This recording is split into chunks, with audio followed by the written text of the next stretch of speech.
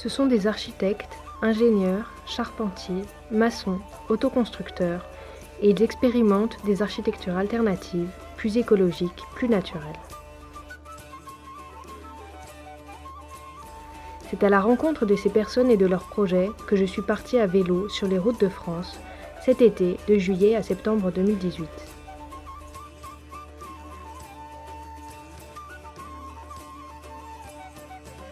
Mon périple m'a aussi permis d'observer et ressentir à mon propre rythme des paysages, des villages et de questionner nos manières de vivre.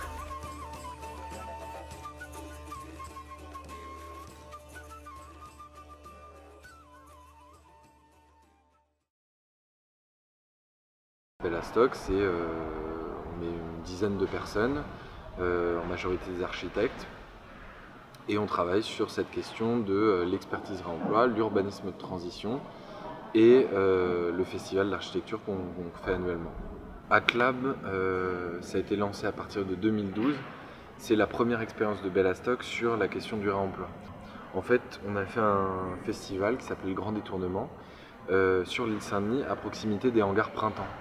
Pour construire les infrastructures dont on avait besoin pour le festival, les luminaires, la cuisine, on est allé piocher des matériaux dans ce hangar et c'est ce qui a donné le jour à un projet qu'on a appelé ACLAM, qui est un laboratoire qui s'est plugué à côté de la déconstruction des hangars Printemps et on nous a offert la possibilité de suivre la déconstruction du hangar et de récupérer des matériaux. Donc ACLAB est devenu un outil de chantier, c'est le laboratoire manifeste du réemploi de Bellastock où on a commencé à capter de la matière de ce hangar et faire des propositions et des prototypes pour l'écoquartier qui allait remplacer le hangar. On a gagné donc le concours Faire Paris en 2017 où on a proposé de construire un pavillon terre-paille.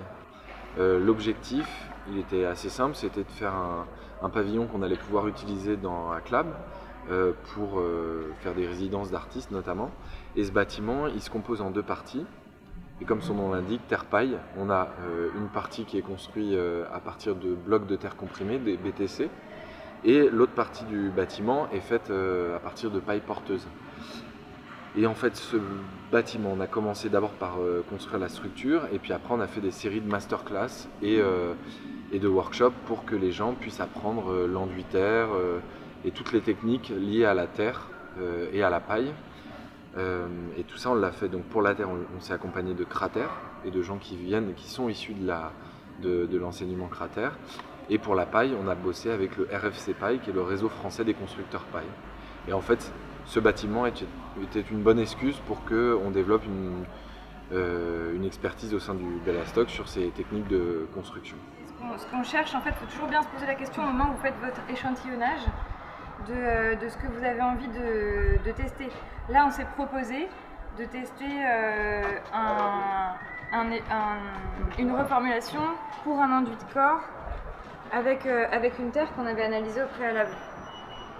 Donc on a fait ce tableau à double entrée avec dans un sens l'amendement en sable et l'amendement en fibre. Et ça, on l'a décliné pour deux terres. Avec le groupe d'hier, cette terre marron qu'on utilise maintenant pour le torchis. Et avec le groupe d'aujourd'hui, la terre marron aussi que j'avais rapportée du Val d'Oise. Alors, est-ce qu'on croise toujours dans le même sens? Non, justement, si tu arrives à te souvenir, tu le croises dans le sens. Ça, c'est notre petit côté un peu détailliste. Voilà. Et on va prendre ça pour bien passer. Vas-y. Alors ça, c'est un peu au plaisir de chacun. Voilà, en bas, pareil. Voilà. Ok. En dessous? En bas, ouais, en dessous, décalé. Coller, décalé. Voilà, c'est ça. Et après, on lisse ensemble. Parce que quand l'un lisse, ça pousse chez l'autre. Donc, ça doit faire ça, là. C'est rythme d'équipe. Bellastock existe depuis maintenant 12 ans. Le point de départ pour Bellastock, ça a été de faire un festival d'architecture parce qu'on trouvait que l'on manquait de pratique et de terrain. À partir de là, on a lancé un événement, un festival où les gens pouvaient concevoir, habiter et déconstruire leurs projets. Ça a beaucoup plu, il y a de plus en plus d'écoles qui ont rallié le festival, il a pris de l'ampleur et via ce festival, on a travaillé sur les cycles des matériaux, puisqu'il y a un thème chaque année. Et l'objectif, c'était que le festival ne crée pas de déchets et qu'en fait, on s'interroge sur les cycles de matériaux qu'on utilisait pendant l'événement et qu'on les réinjecte dans leur cycle normal. Il y a 100 staff. Dans le staff, vous verrez qu'il y a, il y a 28 encadrants. Ils sont 2 pour 40 d'entre vous. Mais ça, j'y reviendrai. Il y a 50 artistes, 4 jours, un jour de visite au public. Il y a 14 filets de 8 par 24. Il y a 3 km de sangle. Il y a 2500 mètres de cordes. Il y a 100 mousquetons, 100 baudriers. Et bien sûr, il y a une tonne de bananes. Voilà. On espère que ces 4 jours vous permettront d'apprendre, d'expérimenter, de tester, de vous confronter à la matière. Ensuite, pour vous expliquer un peu le projet de SimCity, il a une particularité. Donc vous savez, on fait un thème chaque année. L'an dernier, on a fait l'architecture et la terre. Cette année, on travaille sur le lien qui existe entre l'architecture et la forêt. Donc ce qu'on a fait, c'est que dans la première partie de l'année, on a fait toute la partie théorique. On a fait des conférences dans les écoles d'archi et on a essayé de montrer comment, quel lien entretenait l'architecture et la forêt au travers notamment des ressources que la forêt peut nous procurer. Il y a la zone où vous avez vu un grand drapé de coloré. Ça, c'est un gars qui s'appelle Mika et qui est un super constructeur. Et là, il a dû s'absenter, il va revenir, mais vous pourrez visiter son installation quand il reviendra, parce qu'il faut qu'il vous accompagne jusqu'en haut.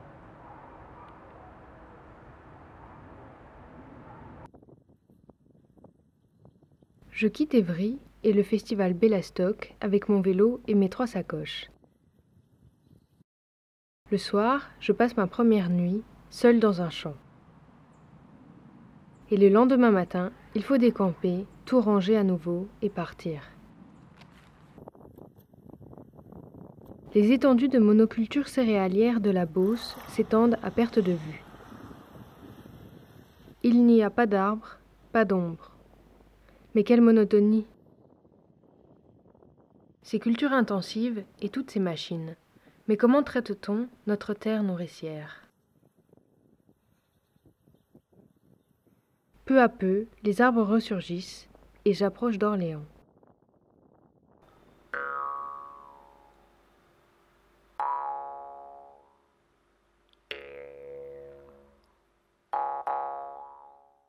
Je longe ensuite la Loire. Je découvre même une tiny, une petite maison sur une remorque. Je tombe aussi sur une guinguette bauloise, un lieu convivial, éco-responsable et même autonome en énergie.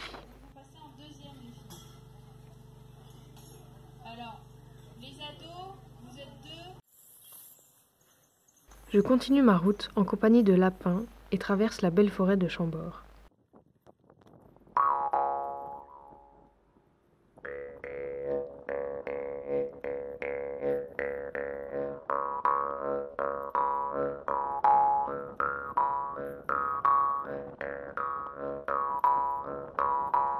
D'épais nuages apparaissent dans mon rétroviseur. Maintenant à vélo, je me demande, de quelles énergies avons-nous besoin? La nature ne nous en offre-t-elle pas assez? Le soleil, le vent, la terre, la mer, notre corps en action aussi produit de l'énergie cinétique. Après l'Essonne, le Loiret, le Loir-et-Cher et l'Indre, à moi la Haute-Vienne. Mais je peux dire adieu au plat. Que des montées, descentes toute la journée.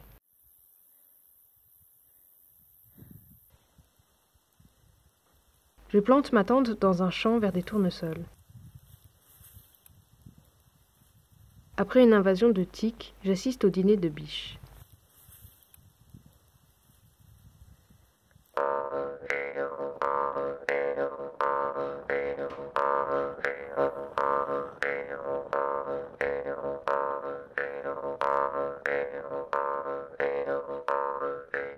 En passant dans les villages, je vois quelques mémés et pépés, mais c'est plutôt désert. Il y a pourtant de beaux châteaux, et tout un patrimoine, et plein de maisons à vendre. À vendre, à vendre, à vendre, encore à vendre.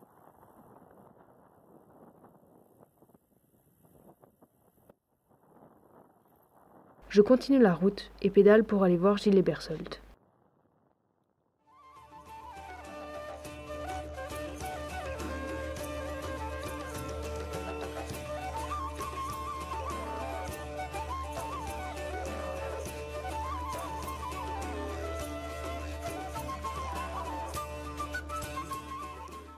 quand j'avais, je sais pas, je devais avoir 17 ans, un truc comme ça. J'ai construit ma première balule avec un petit fer à souder. Et j'ai construit ça, c'était pas du tout étanche, donc ça marchait pas très bien, mais ça marchait quand même suffisamment pour convaincre un partenaire de suivre. Et on a fait une... Après, j'ai pu les faire en série, j'ai fait une première série qui a bien marché. Et puis après, j'en ai fait régulièrement pendant des années et des années à l'occasion de commandes exceptionnelles, comme par exemple descendre le mont Fuji, descendre des montagnes. J'avais des commandes de cascade, donc à cette époque-là, je faisais cascadeur et constructeur. Assez rapidement, j'ai expérimenté tous ces trucs de balules, de montagnes molles, puis je faisais d'autres structures, j'ai fait des luges qui descendaient sur les montagnes, tout ça. Et puis à un moment, je me suis baladé un jour en forêt avec le père d'une copine, et puis ça nous est venu comme ça, tiens, si on faisait des... Ce qui serait drôle, ce serait de glisser au-dessus des arbres sur une espèce d'énorme luge. Et ça, c'était l'époque où je commençais à préparer mon diplôme d'architecte, donc en fait ça a été mon sujet de recherche et de diplôme d'architecture. Donc c'est sur la façon d'explorer et d'habiter des zones méconnues et difficiles d'accès comme les canopées des arbres.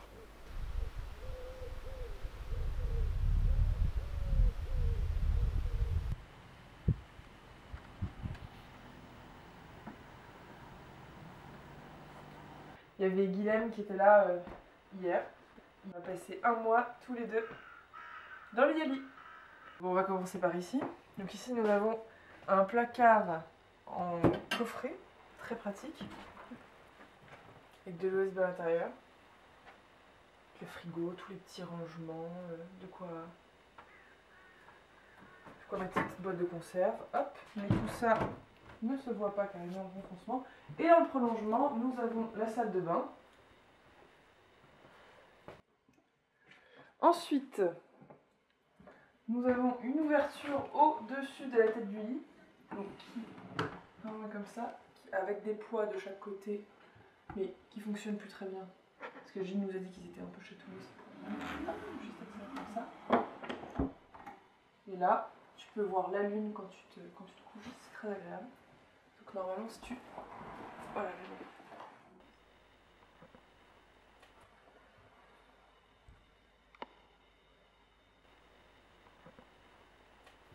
et donc ça doit être un détail qui a eu beaucoup d'importance parce qu'il se voit complètement de l'extérieur. Ça fait un caisson qui dépasse.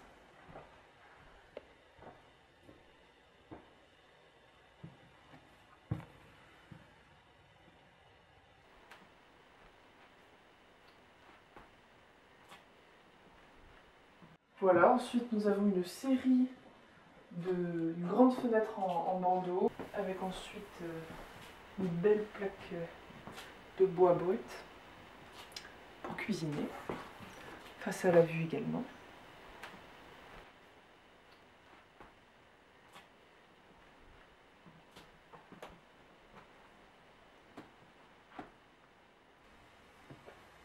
T'as vraiment l'impression d'être tout seul parce que t'as même pas de volet, enfin t'as l'impression que t'es tout seul en pleine nature et que personne peut te voir.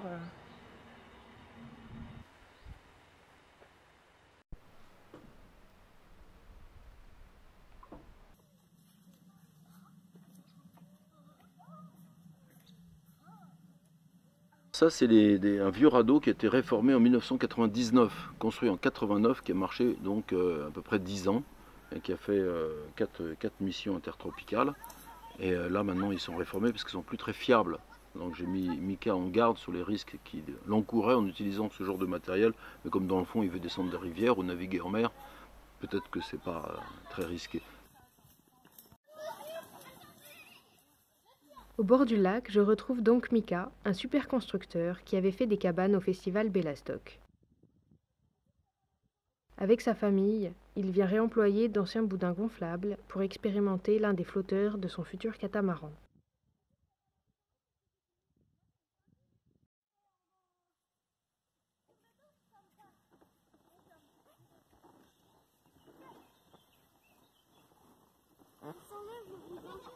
Ça doit être une maison de, je sais pas, 1800, je sais pas de quelle année elle est en fait, elle a toujours existé quoi, enfin pour nous en tout cas. C'était une petite ferme très modeste qui a été rachetée par ma grand-mère en 1963. Et puis là on a fait les travaux en 2008.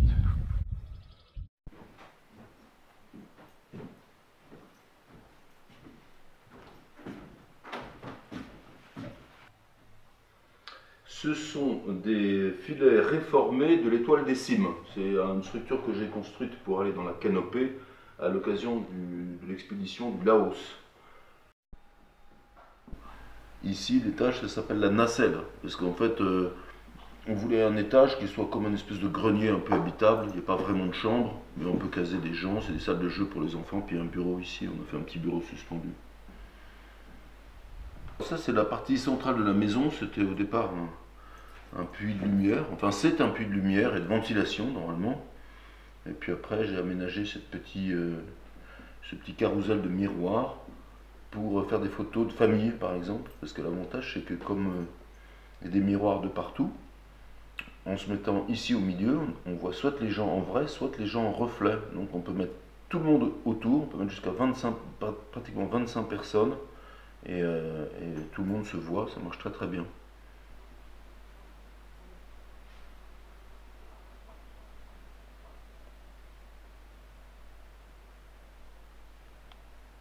Au-dessus, ça c'est le nid du marsipulami, donc c'est un truc pour les enfants, donc on monte par l'échelle là, et puis on peut admirer la vue sur les quatre côtés, avec les petites fenêtres à ventelle, ça marche plutôt bien. Ça, c'est un filet du radeau encore que j'ai récupéré. Voilà, il y a plein de filets partout.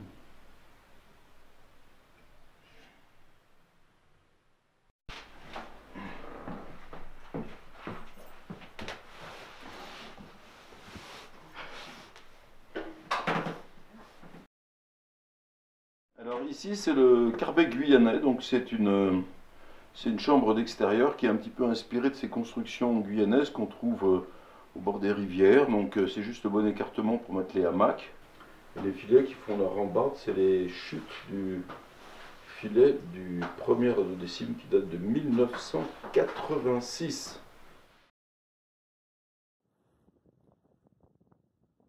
Je reprends ensuite la route. À chaque fois, je me ressource grâce à l'eau fraîche des cimetières.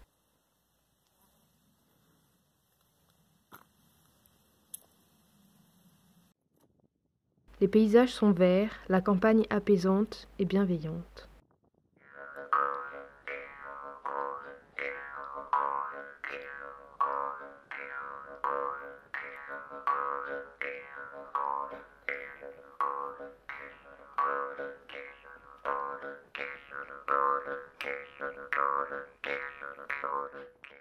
Je rencontre en cours de route Kelly et Adrien, un couple qui vit en autonomie énergétique et alimentaire, avec un jardin qu'ils n'arrosent jamais.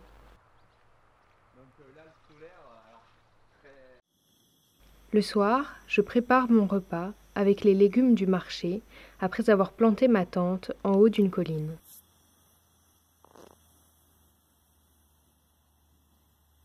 Et quelle surprise! Cette fois-ci, c'est une invasion de fourmis volantes. Entre invasion de tiques, fourmis volantes, pyrale du buis, moustiques tigres, la nature réagit. Peut-être à notre propre invasion.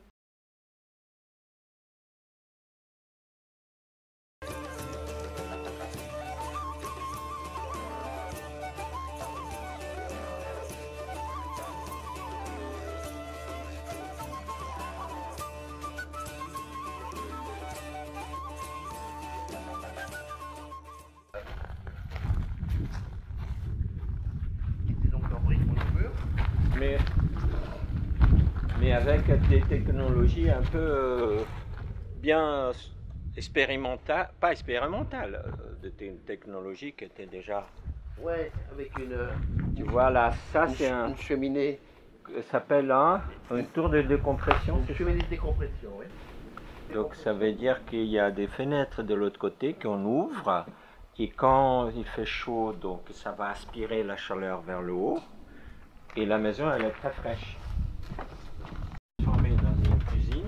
Oui, parce que Carlos a tout fait là. Il y avait cette petite maison qui fait donc qui fait faire à peu près 25 mètres carrés. Ça fait plus qui que était ça. un Vous pavillon. avez triché chaque fois. Hein, Oui, c'est un peu plus. Qui On n'a faisait pas payé partie d'impôts. du premier écocentre. Le premier écocentre, il a été fait en 2003-2004 sous forme d'un chantier, un chantier école. Et donc il y avait une douzaine de personnes, ça a duré 6 mois. Et on a fait cette maison, la maison qui est juste au-dessus, qui est en paille. Et puis 3 autres maisons, celle-là, celle qui est plus bas, là, qui est en briques BTC, en briques de terre crue. La maison qui est là-bas, et qui est en... là-bas, qui est en béton de chanvre, oui, en béton de chanvre, et la maison ici qui est en bois. Et avec 5 techniques différentes, on couvrait ce qui était à l'époque, il y a 15 ans, le champ de l'autoconstruction, de l'éco-construction. Voilà. Ouais, c'est ce qu'on appelle les mouchards. Voilà la laine là. Et là, cette partie, elle est en chanvre. Oui, en béton de chanvre. Et le sol aussi en dessous, c'est en chanvre. Oui. Là, il y a les briques qui ont été posées dessus, mais c'est du chaud chanvre. Moi, j'étais architecte. Jocelyne était agricultrice, puisqu'elle avait un élevage de chèvres angora dans les bâtiments de la ferme. Et donc, elle est arrivée ici en 2000. Et l'idée, c'était d'avoir un lieu, c'était un hectare qui avait été à moitié détruit par la tempête de 99. Donc, 9 arbres sur 10 étaient tombés. Donc, c'était complètement une désolation. Et Jocelyne a donné cet hectare à l'association dont je m'occupais, qui s'appelait Pégase Périgord. Et elle a dit, voilà, si vous voulez, vous pouvez construire là-dessus un projet expérimental, ça vous intéresse, si vous voulez montrer ce que c'est que l'éco-construction. Donc, on a pris notre courage à 2 mains, on a surtout trouvé des financements pour financer un chantier école.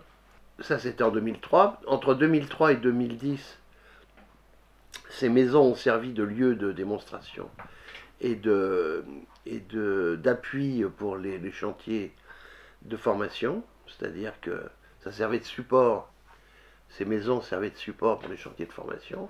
On faisait 1700 journées de formation par an, journées stagiaires. On était le premier centre de formation à l'éco-construction en France pendant plusieurs années. Et c'est là qu'on a proposé la construction du bâtiment que vous avez vu, enfin le bâtiment de l'éco-centre, qui s'est donc construit en 2010-2011. J'ai fait le projet fin 2009. On l'a présenté à l'Union européenne à Bruxelles. Ils ont décidé d'en faire un projet pilote. On a essayé aussi d'utiliser un maximum de matériaux locaux et de faire travailler, parce qu'on est aussi sur un milieu rural et sur une notion de développement local, de faire travailler les entreprises de proximité et les producteurs de proximité.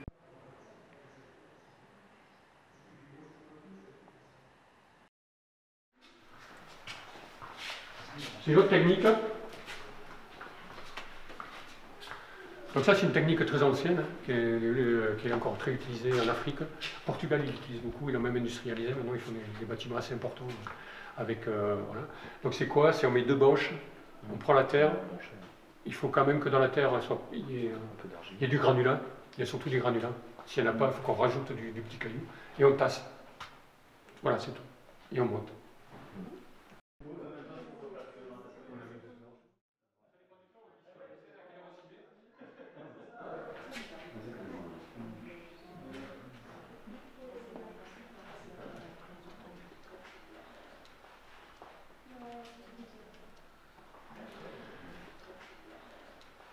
L'idée, c'est que les gens puissent venir, notamment les autoconstructeurs ou même d'autres personnes, pouvoir se documenter, de la documentation. On a aussi des échantillons de matériaux qui servent moins maintenant, mais qui nous servent quand même, parce que de temps en temps, on a des écoles ou des lycées qui viennent, donc ça permet de leur montrer les matériaux.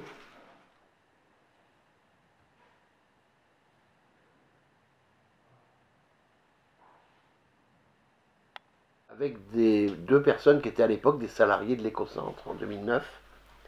L'idée est venue d'essayer de faire un éco-hameau. Voilà. Et donc on a commencé à en parler, on a commencé à mettre des articles dans la presse un peu marginales, et puis dans Passerelle Éco, dans la Maison écologique, on a fait des articles. Et puis on a un embryon, un petit noyau de gens qui s'est formé. On a commencé les constructions tout de suite, en 2011-2012. Nous, on y habite, Jocelyne et moi, on habite donc dans le bâtiment ancien là, depuis 5 ans. Ça a fait 5 ans au mois de février. Et on a été les premiers en fait à s'installer ici. Après, il y a eu Marat qui a fait construire sa maison par une entreprise. Et il y a eu Christelle et Bertrand qui ont fait leur maison en paille et bois.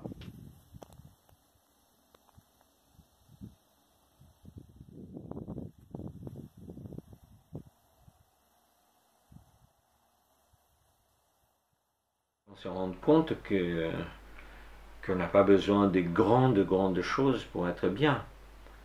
C'est simplement de partager. Ici, actuellement, on est 20 et quelques, non? Ouais. Et pratiquement, il y a tout le temps des échanges, des choses, donc c'est très vivant. Les travaux communs, aucun problème, hein. Chacun trouve ses créneaux horaires, des choses comme ça. Là.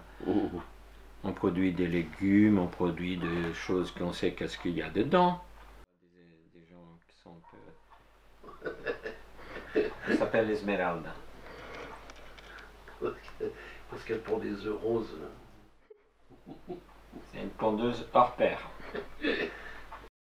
Tout simplement parce que les gens, ça les embête de faire une demi-heure de cuisine, ils vont acheter un truc tout fait, avec n'importe quoi dedans, etc. Tout ce qui concourt à nous rendre plus feignants, plus bêtes, moins critiques par rapport à ce qu'on consomme et ce qu'on vit, tout ça c'est éminemment politique, c'est clair.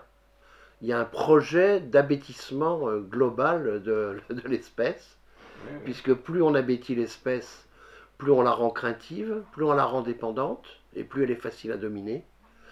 Et l'espèce, c'est nous, tout bêtement, hein, voilà.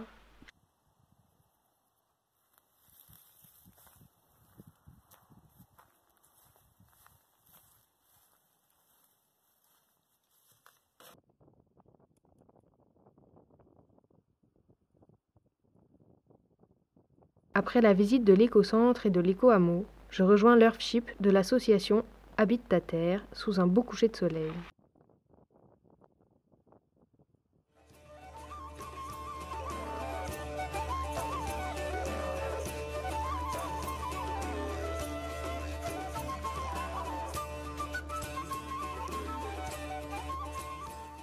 L'Earthship, c'est une architecture qui a été inventée dans les années 1970 par Michael Reynolds aux États-Unis, qui allie grosso modo deux gros concepts. Donc on est sur une maison semi-enterrée avec un mur en pneus, donc c'est l'originalité principale du Earthship, et on est exposé plein sud avec une énorme baie vitrée qui est intégrée dans l'architecture. On est un chantier qui a commencé il y a 3 ans maintenant.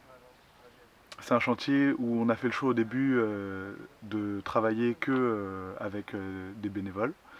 Et on a eu des rythmes fluctuants, et donc on a eu des périodes de chantier et des longues périodes de pause. Et donc là, on est en août 2018. On vient juste de finir l'isolation de la rotonde. Et voilà, on a eu des beaux casse-têtes au niveau de toutes les coupes d'angle qu'il a fallu faire pour les pièces de bois qu'on a posées. Et donc sur cette rotonde qui a 8 faces. Durant mon voyage, je visite aussi 2 autres Earthships en Dordogne et dans le Lot, avec les explications de Mathieu. Au début, j'étais beaucoup bénévole sur le chantier d'Habite ta terre. Et de fil en aiguille, Habite ta terre, c'était un peu le fer de lance des Earthships inspirés en France. Donc on a eu des contacts comme Martin et Cécile, des gens qui avaient un projet, qui souhaitaient un accompagnement, être aidés. Donc naturellement, puisque c'est ce que je faisais chez Habite ta terre, j'accompagnais un peu le projet. Voilà, je leur ai proposé de le faire ici et c'est ce qu'on a fait. Et donc c'est de la maîtrise d'œuvre, de l'économie de la construction et de l'accompagnement chantier. Un Earthship répond à 6 principes. Il y a une gestion de l'eau, donc autonomie en eau, recyclage de l'eau dans la maison. Il y a l'électricité, donc autonomie en électricité.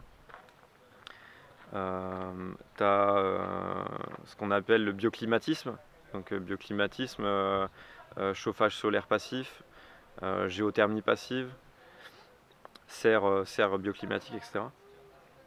Ça fait 3. Ta production de nourriture directement à l'intérieur de la maison, ça c'est un des principes de l'Earthship aussi.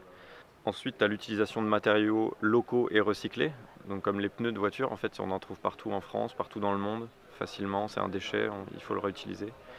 Le bois, la terre, le pisé, des choses comme ça.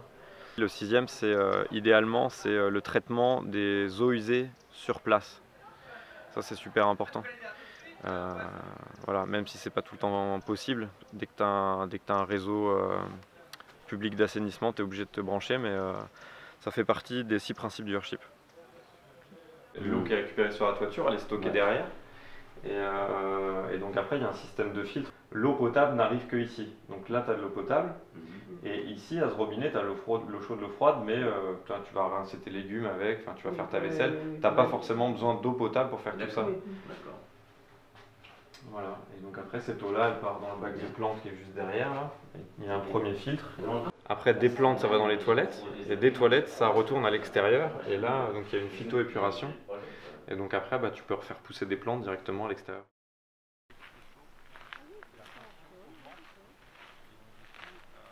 En fait, elle se suffit à elle-même, elle te produit l'eau, la nourriture, elle trie tes déchets, elle les recycle. Enfin, voilà, c'est vraiment ça l'idée. Ouais.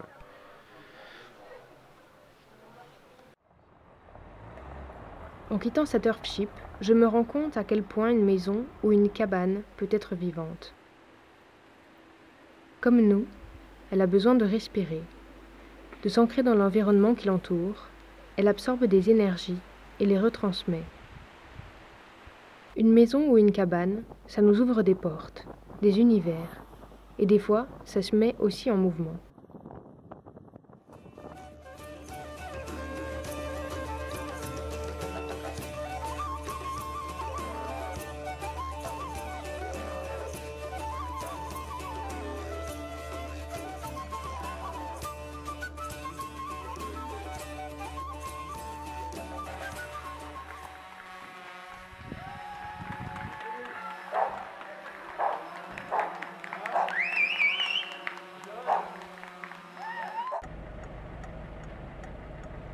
Alors ça fait quoi de voir sa maison rouler?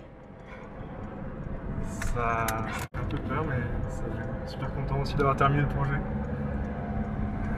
C'est vraiment bien de l'avoir enfin dehors, à la lumière du jour.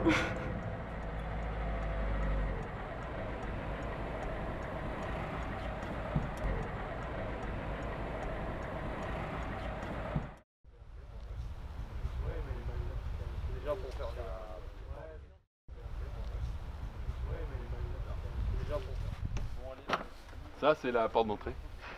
Voilà. Alors, bienvenue dans la tiny de Fabien. Voici donc un salon. Tout ce qu'il faut pour vivre pour une ou deux personnes. Une super grande cuisine bien équipée. Vous enlevez les scotch. Tout ce qu'il faut pour ranger. Les caisses à pommes. Très bien pour ranger tous vos légumes. Ça se ventile, ça reste aéré. Voilà, voilà. Après, on a l'espace bien sûr pour ranger tout le bazar que vous voulez ranger. Le frigo, la buanderie. On a mis aussi tout ce qui est compteur électrique du coup là-haut.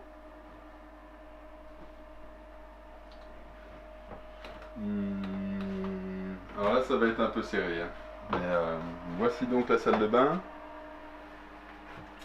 avec les toilettes sèches, la douche,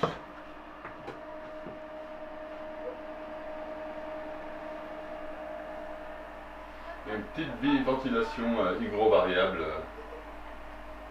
dans la salle de bain. Alors.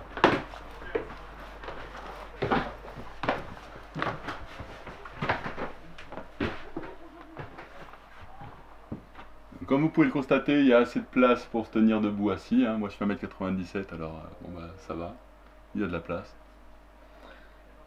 et 2 bonnes fenêtres pour bien ventiler, pour éviter les coups de chaleur l'été, même s'il fait un peu chaud là pour le moment. Ça a commencé par Fabien, donc le propriétaire de la Tiny, que j'ai pu rencontrer à plusieurs occasions en fait depuis 1 an, qui m'a parlé un petit peu donc de son projet et qui m'a appelé en début janvier pour me dire que c'était parti, il lançait son projet, qu'il avait acheté la remorque. Et du coup voilà, on a mis 1 mois, ça a été très rapide pour faire les plans. On a commencé le projet, on n'avait pas forcément tout ficelé, notamment la cuisine, des éléments de mobilier, des choses comme ça. Et ça nous a pris à 3 grâce à l'aide, à 4 même, grâce à l'aide de Solène, de Janice entre autres, et quelques coups de main aussi d'autres amis. Ça nous aura pris du coup 4 mois à peu près à faire la Tiny.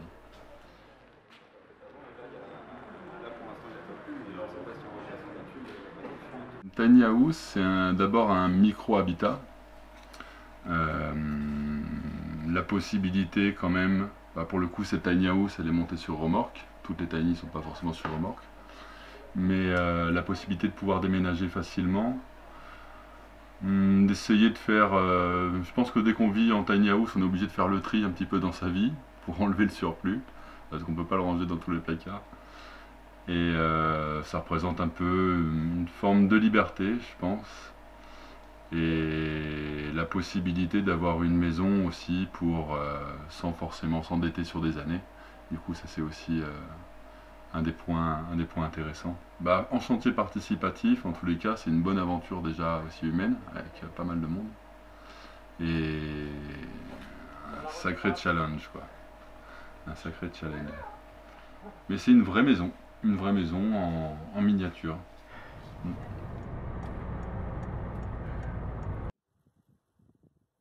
Je continue d'explorer la Dordogne et me dirige vers la vallée de la Vézère, riche en histoire préhistorique. On sent d'ailleurs l'importance du patrimoine dans la conservation de l'architecture. Ma route est bordée par les roches, les falaises et les grottes.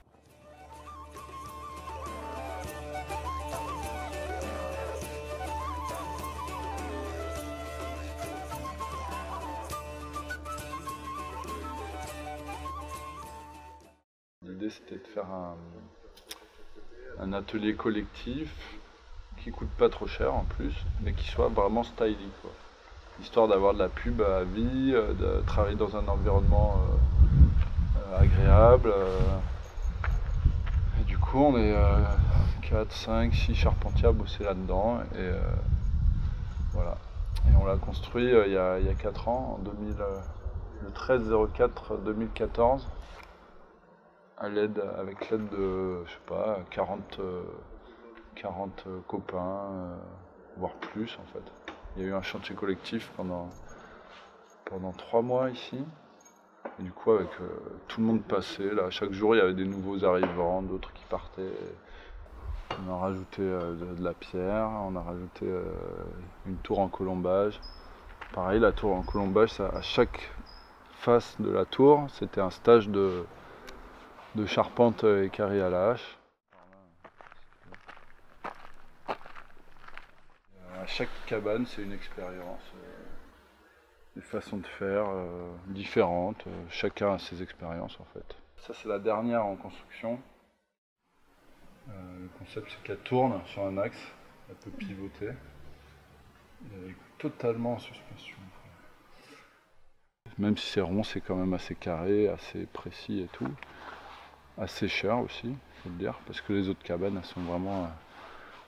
elles valent vraiment pas cher, on va dire, parce que nous on construit les cabanes, on a toujours peur qu'on se les fasse démonter parce qu'on n'a pas le droit de construire une cabane dans les bois. Et du coup, faut mieux avoir une cabane à 1000 € et la démonter un jour que faire un truc comme lui à 5-6 000 €.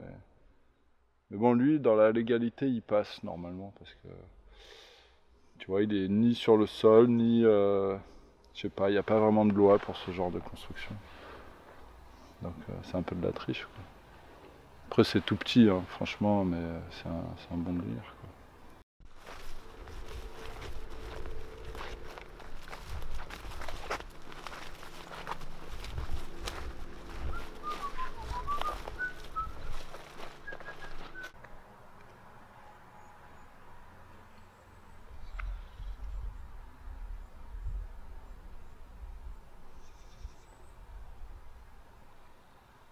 il y avait un couple qui habitait dedans et puis au début c'était une roulotte et ils ont eu un enfant dedans d'ailleurs. Et du coup ils ont fait l'agrandissement qui est sur le côté là pour faire une chambre d'enfant, quoi. Voilà, une cabane ça s'agrandit dans tous les sens en fonction des événements de la vie, quoi. Et celle-là, voilà, elle s'agrandit. Bon, maintenant, je sais pas si elle peut bouger encore, mais bon, ouais, si. On peut démonter la chambre d'enfant et puis repartir avec. Mais pareil, elle est trop lourde. On l'a déjà bougée, mais bon, je sais pas si on la rebougera, peut-être.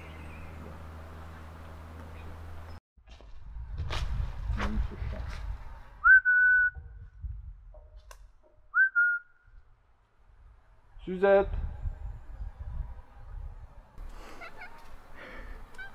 Alors, tu dormais?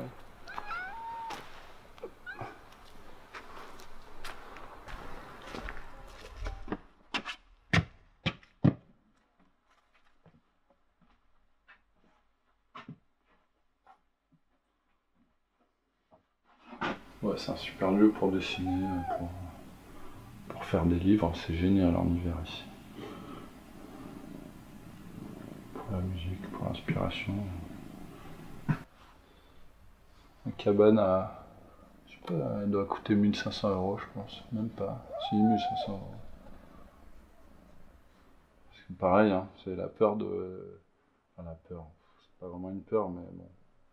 Si tu mets pas trop de sous dans une cabane, au moins le jour où on te fait chier, bah voilà, tu perds pas trop d'argent, quoi. Et puis ça apprend à se débrouiller, hein, sur plein de trucs, hein. Tout est en double vitrage, tu vois, mais c'est que des portes qui viennent d'un ancien HLM où ils ont changé les portes, ils ont mis les dernières portes double vitrage aux normes, alors que ça c'est les portes d'il y a 15 ans en double vitrage quand même. Donc ça va, en hiver il fait chaud quand même. Puis quand t'as un poêle qui fait pour 60 mètres carrés dans 15 mètres carrés, c'est bien chaud, quoi.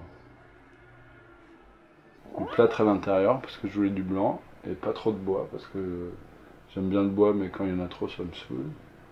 Et l'extérieur c'est en chaud sable. Et le sable il vient du terrain et voilà. Le matériau il vient du coin. Bah, là-haut c'est en chaud sable aussi. Mais là c'est ma chambre d'hiver pour avoir chaud et là-haut c'est ma chambre d'été pour être dans les arbres. C'est pas très grand, ça fait 15 mètres carrés. Mais quand tu as un atelier qui fait 200 mètres carrés à côté et une cuisine commune qui fait 20 mètres carrés, bah en fait ça suffit largement. Et puis tu as surtout un jardin qui fait 40 000 mètres carrés, quoi. Donc ça va, quoi. Et moi je kiffe d'habiter là, hein, je pourrais pas changer, hein. Bon, ouais, elle pourrait être un peu plus grande, tu vois. Si j'ai une copine, je ferai un agrandissement. J'ai un projet, j'ai des rails de chemin de fer là. Du coup, je vais faire une cabane ici et qu'on puisse. Une autre cabane qui puisse se séparer comme ça. Sur roulette et tout, on verra. Ça serait marrant. Et puis, qu'est-ce que je veux. Non, je trouve que c'est le luxe. Il y a l'eau, les lacs, internet. Je pense que je suis mieux que dans un appart à Paris, même si. S'il fait 20 mètres carrés, t'as pas de jardin, t'as pas d'atelier.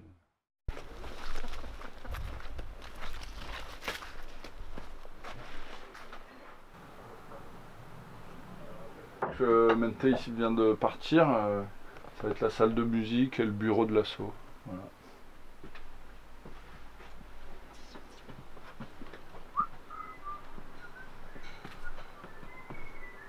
Le toit il est au-dessous, c'était pour faire un chapeau pointu, un peu en mode sorcier.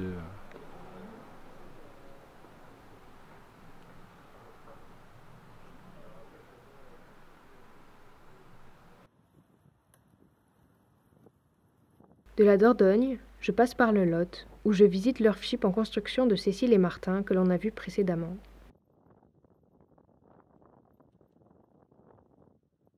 Je découvre la vallée du Célé, entre falaises et maisons troglodytes.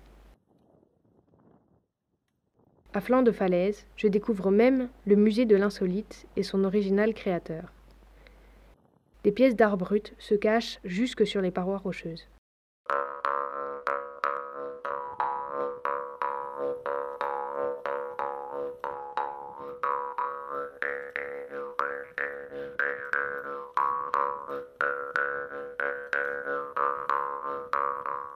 Le soir, j'installe ma tente pour dormir vers un chemin.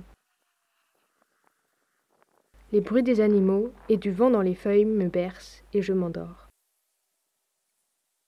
On m'a souvent demandé si je n'avais pas peur de partir seule à vélo, surtout pour une femme. Moi, je me sentais libre. Libre d'aller, d'exister, de suivre mon instinct. Quant à mes peurs, je les voyais comme des idées véhiculées à dépasser. Et si les femmes étaient considérées égales aux hommes, nous aurions aussi plus de respect pour la terre.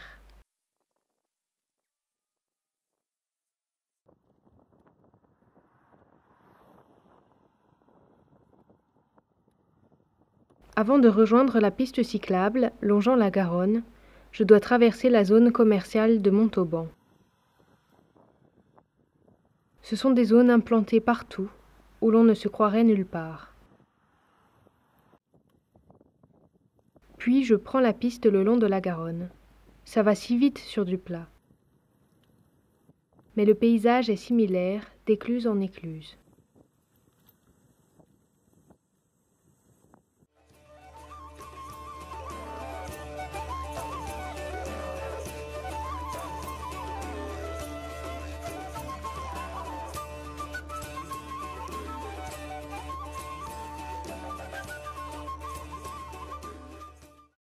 En 1991, et la maison a commencé à se construire à cette date-là, donc j'étais vraiment tout bébé.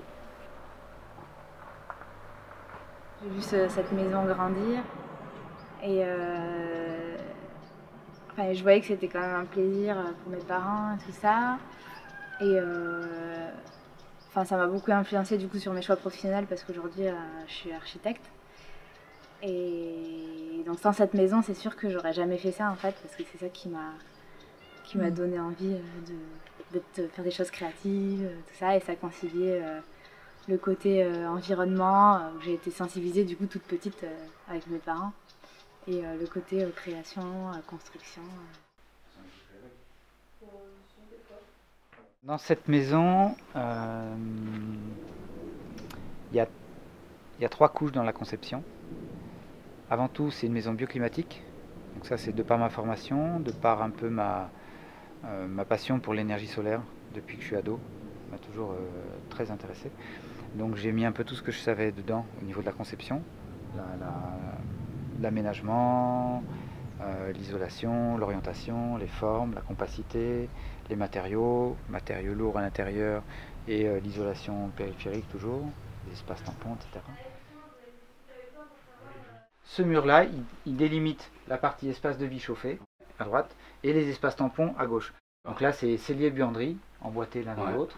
Après, une cage d'escalier et après, une chambre d'amis qui est chauffée à l'occasion. Donc c'est une maison où j'y suis allé franchement, si tu veux, là, tant qu'à y être. Les espaces tampons, il y en a vraiment beaucoup. Mur extérieur entièrement torchis, côté nord.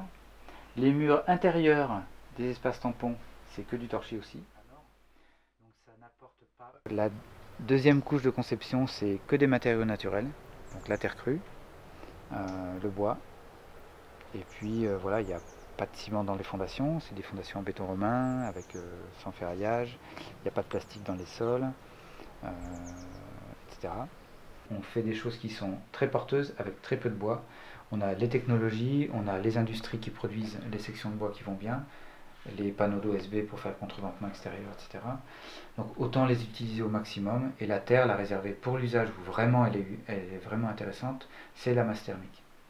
La masse volant thermique, volant hygrométrique, et volant phonique en même temps aussi, tant qu'à y être, parce que ça absorbe pas mal de son.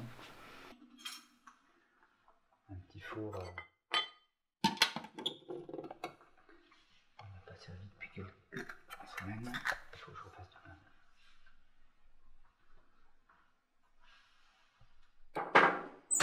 Il est placé dans le cœur thermique, donc un volume qui est au centre de la maison, dans lequel est pulsé, soufflé l'air qui est chauffé par le foyer, dans un volume qui est relativement étanche.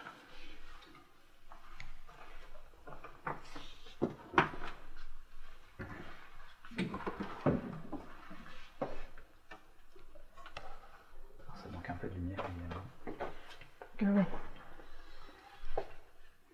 four à pain lui-même à l'intérieur. C'est la boîte dans la boîte. Quand je fais marcher le four à pain, ça chauffe grosso modo 1 tonne de matière entre la sole et la voûte à environ 100 degrés.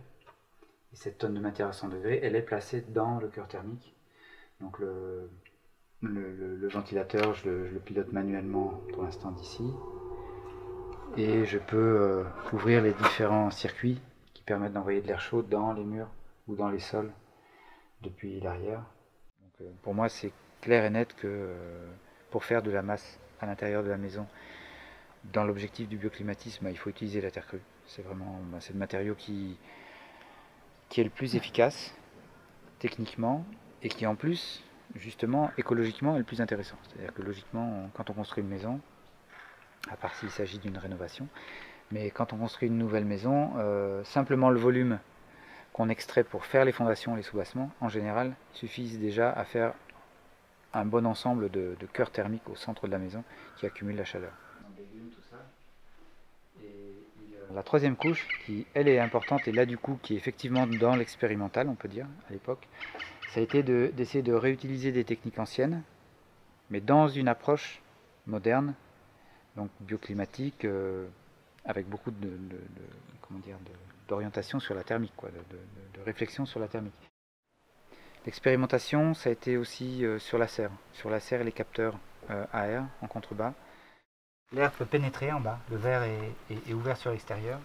Donc l'air peut pénétrer dans la lame d'air entre le verre et la tôle, et par des trous qui sont dans les pièces de bois tout le long, rentre dans la serre. Donc en hiver, ça permet de chauffer à l'intérieur, les ouvrants étant fermés, et en été, ça permet d'auto-ventiler la serre sur l'extérieur. C'est-à-dire que la surchauffe qui peut se produire côté sud s'évacue par le haut.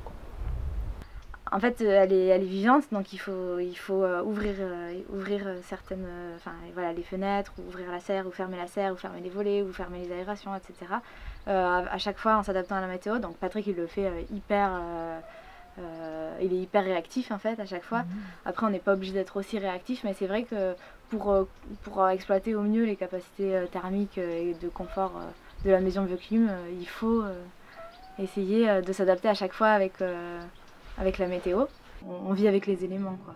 On est toujours à vivre au rythme du soleil, de la pluie, du froid, du chaud.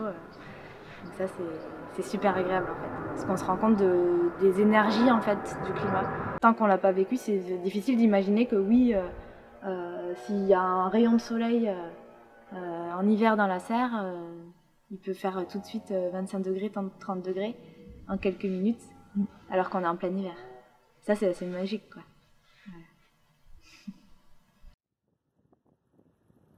Après une nuit dans une maison en terre, je reprends la route, direction les Petites Pyrénées ariégeoises. Je rencontre beaucoup d'architecture en adobe, les briques de terre crue et en galets, typiques de cette région.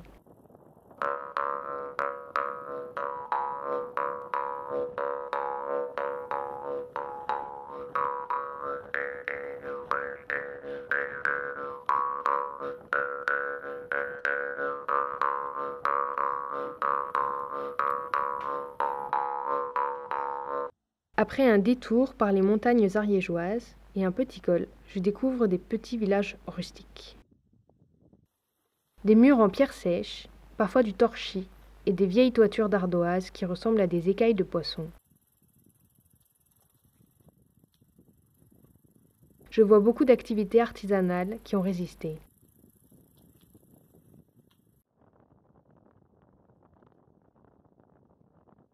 Je rejoins ensuite le lieu du stage de construction de Zôme avec une magnifique vue sur les Pyrénées.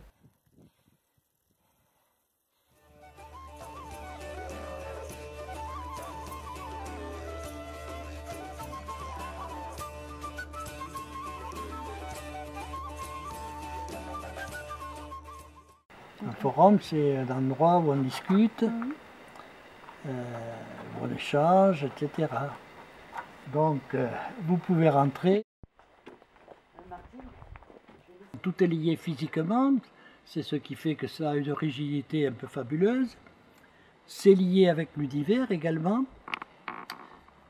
Et c'est pas étonnant que lorsqu'on touche un paramètre de ça, par exemple, nombre de formes, ça pourrait être le nombre de 6, 7, etc., eh bien, ça se répercute partout. Hein. C'est une histoire de nombres qui se répondent. On fait quelque chose là, boum, boum, boum, ça change toutes les proportions par là. J'ai découvert les hommes lors d'un petit voyage aux États-Unis. Et donc, un peu par hasard, en fait, je m'intéressais aux dômes géodésiques et je suis tombé dans des communautés où il y avait à la fois des dômes et des hommes. Et donc, ça m'a assez impressionné. Et quand je suis rentré en France, je me suis demandé comment on pouvait faire des choses comme ça. Est-ce qu'il y avait des méthodes? Est-ce qu'il y avait des formules? Bon, à part, à l'époque, il y avait beaucoup de bouquins qui paraissaient, mais sur les hommes, rien du tout, à part quelques photos. Et puis, bon, j'ai pris ma calculette, j'ai fait une espèce de géométrie dans l'espace, là, bien cartographiée, avec des coordonnées. Et à partir de là, donc, c'est venu, hein, un jour c'est venu. Donc, il y avait de telles excitations qu'avec le copain, immédiatement, on a fait le premier homme. Voilà. Et puis, on a vu que ça marchait, les gens aussi venaient le voir. Et donc, on a fait le second, et puis on en a fait tout un tas. Hein. Là, je vivais en communauté dans les montagnes, donc il fallait trouver des nouveaux logements pour satisfaire au manque de place, vu que c'était plutôt des champs de ruines qu'on rencontrait.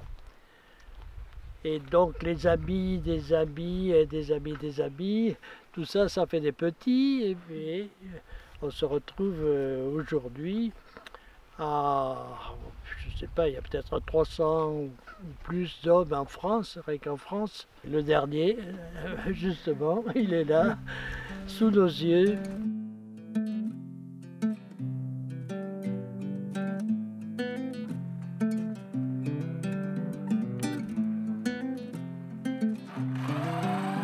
Je chante pour qu'on nous laisse vivre en paix, dans nos tipis, dans nos cabanes, de terre, de paille, de bois, de pierre, dans nos caravanes, nos yourtes, nos dômes, nos hommes et nos camions, dans les arbres et les roulottes, et dans nos villes et dans nos rues, dans nos villages, nos montagnes, nos forêts.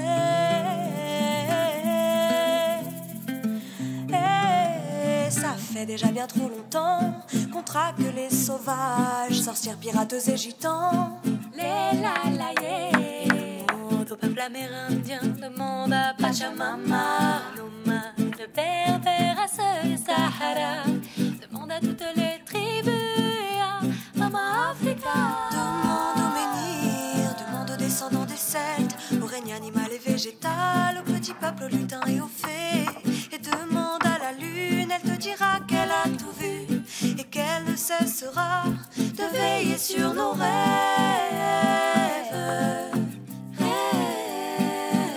Le soleil, il se lèvera pour illuminer toute la beauté de la terre.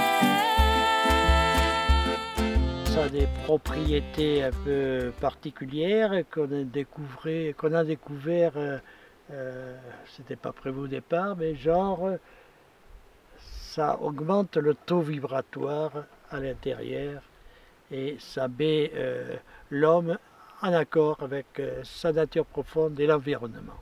Voilà. Par les rythmes que ça amène, notamment il y a des espèces de spirales, double spirales qui se développent là-dedans. Et la spirale, c'est un phénomène cosmique assez répandu. Donc, les hommes, ça s'appuie à la fois sur la sphère, ça a tendance à être rond, mais plus élancé qu'une coupole, par exemple. Dans une coupole, c'est quelque chose qui protège, c'est comme l'œuf, hein, la graine. Bon, les hommes, à la fois, ça protège, mais ça invite l'esprit à regarder vers le sommet. C'est pour ça qu'on met souvent une étoile étoilée, généralement, hein, toujours avoir l'image du ciel présente dans l'espace.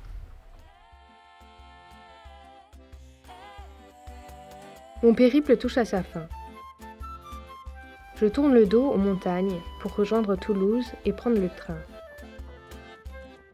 Au sentiment de liberté qui m'a accompagné, à l'immensité des espaces de certaines régions et à la bienveillance des personnes rencontrées, se succède un éprouvant retour à la société. Quel est notre libre arbitre dans toutes ces conduites codées et dictées? Quel patrimoine laissons-nous derrière nous? Quelles énergies choisissons-nous de faire vibrer? Car même à côté de grandes routes encombrées, on peut toujours trouver notre petit chemin de paix. Mais bon sang, on fait rien de mal en construisant de belles cabanes.